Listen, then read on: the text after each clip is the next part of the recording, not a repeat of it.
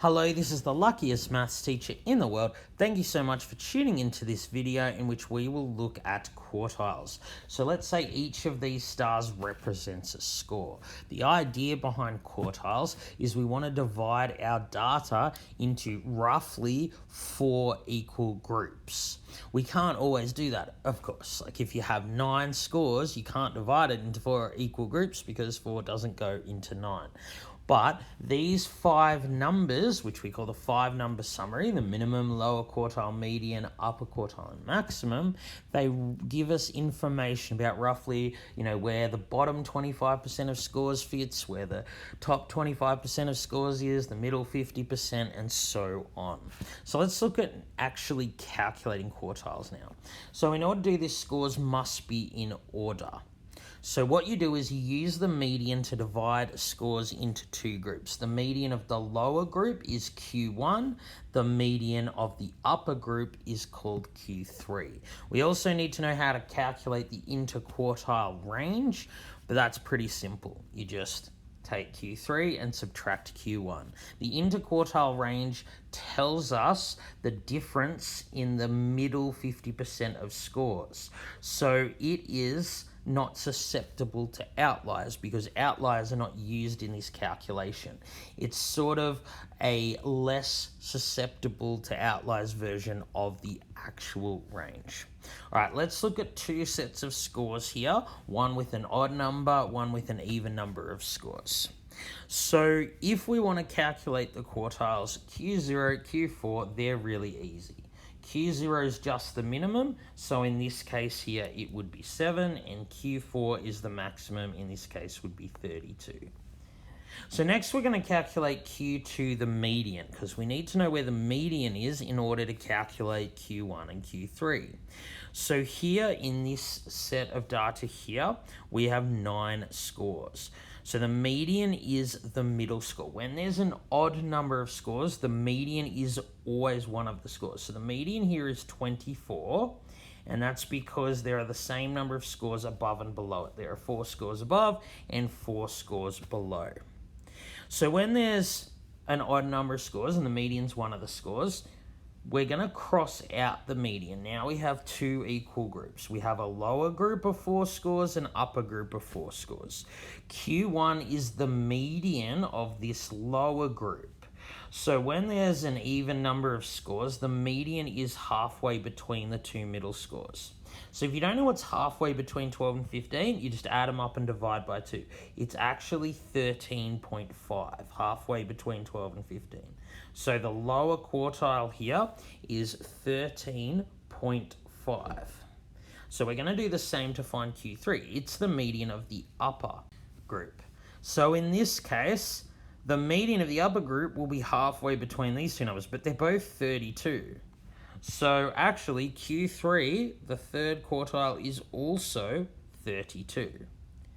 So that means that the interquartile range will just be 32 Q3 minus Q1. 32 minus 13.5, which is 18.5. All right, let's now look at an example of calculating quartiles where there's an even number of scores. We do things very similarly. It's just in this case, the median won't be one of the scores. So here we have 10 scores. So the median is still the middle, but here there are 2 middle scores. So the median is here because there are 5 scores below, 5 scores above. So when there's 2 middle scores, you average them, add them up and divide by 2. So the median here is 72.5.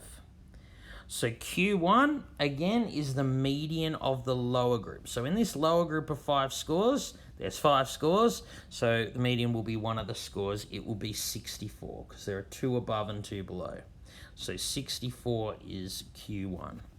For Q3, the median of the upper 5 scores is just 80. So that means that the interquartile range is 80 minus 64, which is 16. 16 is the range of the middle 50% of scores. So then Q0 is easy. It's just the minimum, which is 60 in this case. And then Q4 is the maximum, which is just 90 in this case. So we know the minimum 60. This tells us that roughly 25% of the scores between 60 and 64, another 25% between these two numbers, another 25% between these two numbers, and so on. The interquartile range being 16, we know that about 50% of scores occur between 64 and 80. All right, let's now look at outliers. So you would have heard of outliers before, a score that's significantly smaller or larger than the others. Previously, you would just look at a set of data and you'd look at a number and say, oh yeah, that's pretty big, it's an outlier. But now we're going to use a formula to definitively determine whether or not a score constitutes an outlier. So this formula involves quartiles in the interquartile range. So a score is an outlier if and only if it's less than Q1 minus 1.5 times the interquartile range or greater than Q3 plus 1.5 times interquartile range. So, do the scores below contain any outliers? It might be tempting to look at and say, oh yeah, 0 is very low, 30 is very high, they must be outliers, but we're going to apply this formula to see whether or not they are. So in order to determine whether or not they're outliers and use this formula here, we need to calculate the quartiles Q1 and Q3. So to do that, we need to calculate the median first, and the median's 10. So when the median's one of the scores, we cross it out. We now have a lower group and an upper group with the same number of scores, 3 each. So the median of the lower group is 7. So Q1 is 7, and the median of the upper group is 15. So Q3 equals 15. So here, the interquartile range is Q3 minus Q1, which is 8. So applying this formula, Q1 minus 1.5 times the interquartile range, it would be 7 minus 1.5 times the interquartile range. Now you can use your calculator for this, you get minus 5. So Q3 plus 1.5 interquartile range, in this case, would be Q3 plus 1.5 times interquartile range, which gives us 27. So what does all of this tell us? It tells us that in this particular set of data, we can only consider a number an outlier if it's less than minus 5 or more than 27. So 0 is not an outlier because it's not less than minus 5, but 30 is an outlier because it's more than 27. So this set of scores, in fact, does contain one outlier. All right, thank you so much for tuning into this video. This has been the luckiest maths teacher in the world. Have a great day.